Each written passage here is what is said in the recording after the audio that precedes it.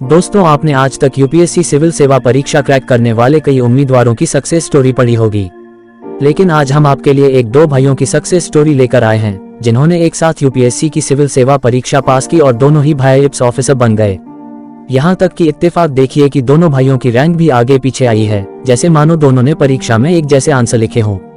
UPSC civil सेवा परीक्षा में जहां बड़े भाई की रैंक 423वीं थी, वहीं छोटे भाई की रैंक 424वीं आई थी।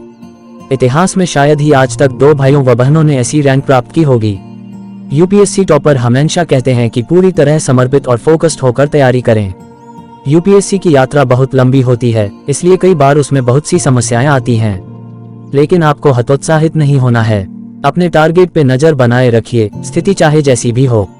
इसके साथ ही इस तैयारी में खुद के लिए वक्त जरूर निकालें।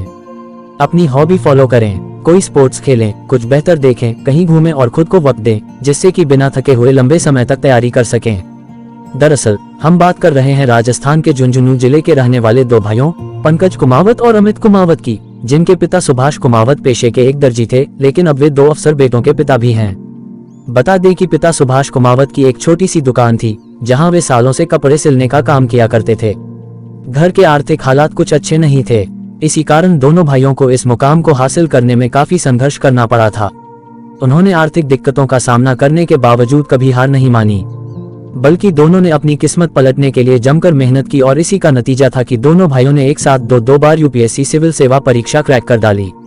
हालांकि पहली बारी यानी साल 2018 में बड़े भाई पंकज को 443वीं और छोटे भाई अमित को 600वीं रैंक हासिल हुई, और रैंक के मुताबिक पंकज को आईएएस तो अमित को आईआरटीएस का पद मिला।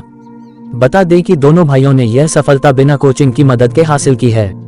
ऐसे में दोनों भाइयों ने दोबारा परीक्षा देने का मन बनाया और साल 2019 में दोबारा सिविल सेवा परीक्षा पास कर डाली, लेकिन इस बार पंकज को 423वीं तो अमित को 424वीं रैंक हासिल हुई। दोनों की रैंक आगे पीछे होना भी काफी ताज्जुब की बात है। हालांकि इसके बाद दोनों भाइयों को आईएएस का पद प्राप्त हुआ। बता दें कि दोनों भाइयों ने कक्षा 10वीं तक की पढ़ाई झुंझुनू में जिला मुख्यालय पर जाट बोर्डिंग के पास स्थित भारतीय विद्या विहार स्कूल से की है, जबकि कक्षा 12वीं की पढ़ाई झुंझुनू अकेडमी से हुई है। इसके बाद दोनों भाई ग्रेजुएशन करने के लिए आईआईटी दिल्ली आ गए।